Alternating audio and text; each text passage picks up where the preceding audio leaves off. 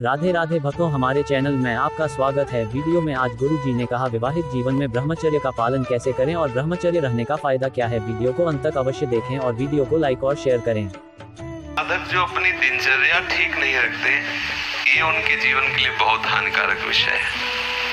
हमारे लिए जितना नाम जप आवश्यक है, उतना ही प्राणायाम आवश्यक है, उतना ही व्यायाम आवश्यक है, उतना ही टहलना आवश्यक है, उतना ही सोना आवश्यक है, उतना ही सात्विक आहार आवश्यक है। ये बिल्कुल ध्यान रखें। तेरे दिन देखते हैं ना, ये बीमारी वो बीमारी, ये परेशानी वो परेशानी। तो सबसे पहली बात है, हम जब कहते हैं तो कोई समझ नहीं रहा, ब्रह्मचर्य की रक्षा की जाए। ब्रह्मचर्य बहुत बड़ा अमृत तत्व है। ये मूर्खता के कारण लोग इसे ध्यान नहीं देते हैं। एक ने तो कहा कि संसार में भी यही सुख है, तुम भी उसमें भी कह रहे हो कि ऐसा। हम भाई तुम्हें सुखी करने के लिए कह रहे, दुखी करने के लिए तो नहीं कह रहे ना। हम तुम्हारे दुश्मन नहीं हैं, तुम्हारे मित्र हैं। तुम्हारा मन तुम्हें गलत रास्ता दे सकता है, लेकिन हम तुम्हें गलत रास्ता नहीं दे रहे। तुम सदगृहस्थ हो तो संयम से चलो।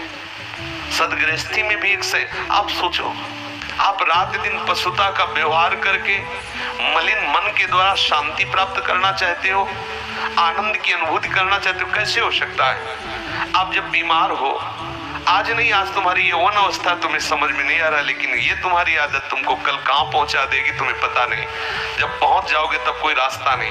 कितने ऐसे बच्चे हैं जो इस बात में दुखी हैं कि मैं क्या करूं, आत्महत्या कर लूं, ऐसे आते। कितने प्रश्न ऐसे आते कि क्या मैं आत्महत्या कर लूं? देखो पहुंचा दिया, यहाँ आपके मन ने वहां पहुंचा दिया जो अंतिम दुर्गति का केंद्र है। यदि आप गृहस्थ हैं तो 5 बजे तक उठ जाए। इतनी छूट, मान लो आप रात्रि में 11, साढ़े 11 बजे या 12 बजे सोते तो 5 घंटे।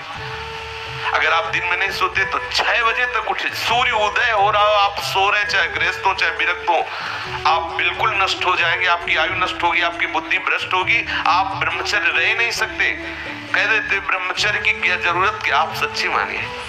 आप 2 महीने ब्रह्मचर्य, अगर गृहस्थ है 2 महीने ब्रह्मचर्य रहिए, 2 महीने केवल, और फिर आप देखिए आपको कैसा लगता है। और उस ब्रह्मचर्य से युक्त होकर फिर संतान उत्पन्न क्रिया की आप देखो, वो संतान कैसी तेजस्वी होगी।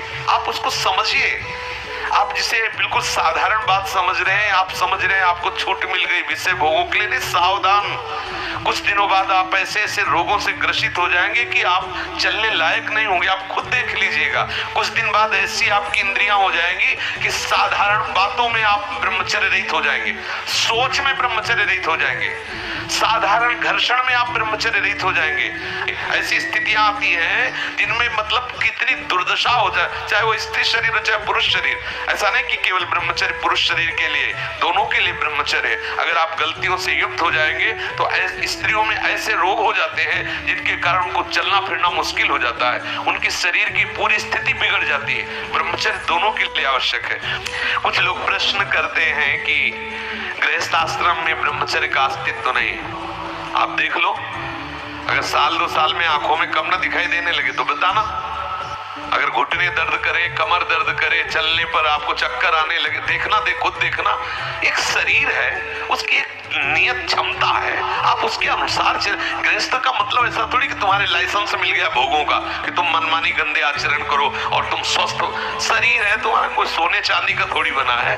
सोने चांदी का भी घिसोगे तो पतला जाएगा, वहां नष्ट हो जाएगा। भाई किसी भी चीज को, इसका एक संयम है। देखो हमने पढ़ा है, शास्त्रों में भी पढ़ा है, जब भगवान गरुड़ जी की उत्पत्ति करने का संकल्प हुआ ना कश्यप जी को, तो 10,000 वर्ष तक ब्रह्मचर्य रहे। और फिर जब माता विंता के गर्भ में आधान किया तो अरुण और गरुड़ जैसे महापुरुष पैदा हुए। अगर आप 5 वर्ष ब्रह्मचर्य रहे, केवल इसलिए किया जो हमारी संतान हो वो बहुत देशभक्त, हरिभक्त, बलवान, विद्वान, ज्ञानवान हो, और आप नियम से दोनों भजन करो, और 5 वर्ष बाद गर्भाधान करके संतान उत्पत्ति के शास्त्र सिद्धांत, अगर वो महापुरुष न पैदा हो तो बताना।